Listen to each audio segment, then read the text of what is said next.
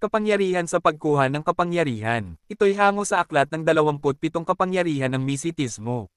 Kapangyarihan sa pagkuha ng kapangyarihan. Nang may kapangyarihan sa ibang tao, sa pamamagitan ng kapangyarihang ito, ay mahuhubaran mo ang isang tao sa kanyang kapangyarihan taglay.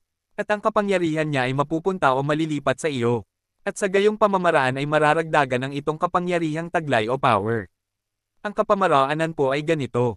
Magpoder ka muna sa iyong sarili. Ito ang iyong sasambitin, bago humarap sa pagkukuhanan mo ng kapangyarihan. Narito po ang orasyon.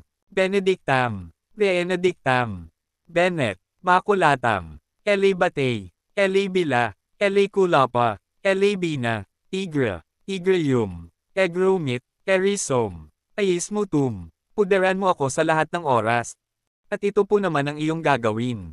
Pagkaharap mo na ang pagkukuhanan mo ng kapangyarihan, ay titigan mo siya ng